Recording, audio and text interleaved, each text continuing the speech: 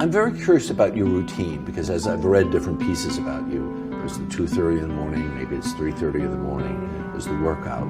But the thing I'm most intrigued by is that you take time every day to pray. That's the most important thing. I take a day off. I take 2 days a week off from the gym now. I don't take a day off from getting on my hands and my knees and reading my prayer book and my daily devotionals and you know, first of all, expressing the gratitude that I have for all the blessings that have been bestowed upon me, and then of course asking for the strength and guidance to be able to use the talents and gifts that God's given me to help others and inspire and know what right is and to do so. You know, be the best husband I can be, the best father I can be. How much time example. How much time does it take? You know, it's funny because as I meet people along the way and I add people to my prayers, if I see somebody in public eye or that I read in the newspaper, somebody that's struggling, somebody that has a child that's having, you know, health issues, stuff like that, I add them to my prayers, and I usually end up keeping them in my prayers. So it's now like, you know, about 20 minutes of praying, actual praying, and then, you know, my reading and stuff like that. Right. Do you have favorite scripture? You know, the daily devotional every day. I think, you know, the idea of being good soil and bearing good fruit, you know, where it's sprinkled, how it's used, how you absorb that information, do you really retain that information?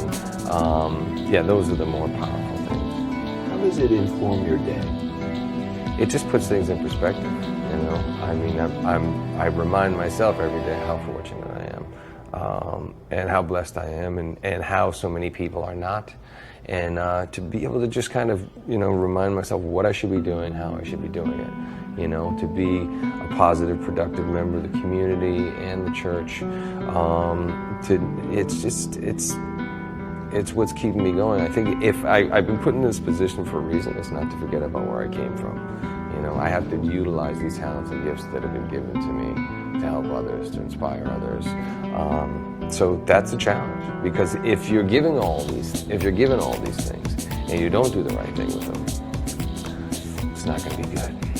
There's a verse in the Bible that says, to whom much has been given, much is not expected, but actually required. Yes, of course. And you think about those talents and gifts that you were given. You know, somebody was given one little gift and talent, and he didn't want to take any risk. He didn't go and utilize it and get his tenfold on his investment, and you know, he buried it in the ground. And God didn't like that.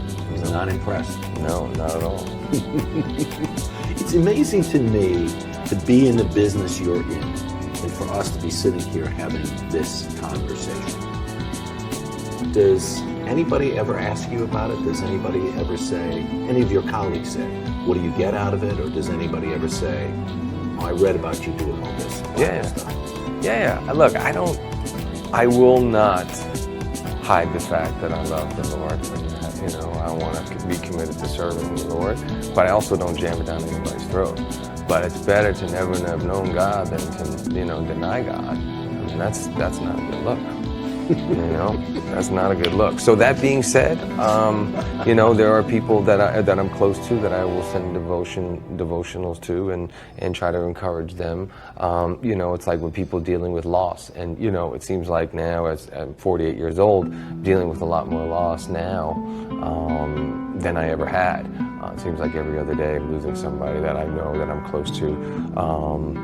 And so, you know, when people are dealing with loss and knowing that, you know, it could be devastating to somebody, but also what comfort and joy does it bring when you know that there is something else? You know, there is now no more pain, no more suffering, an eternity of love and joy and all of those things. And even if you live to 150, life is still short, right?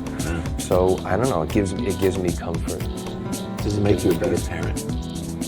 Yeah, I mean, I pray for the patience. You know, it's also too with my kids. I want to be an example to my children.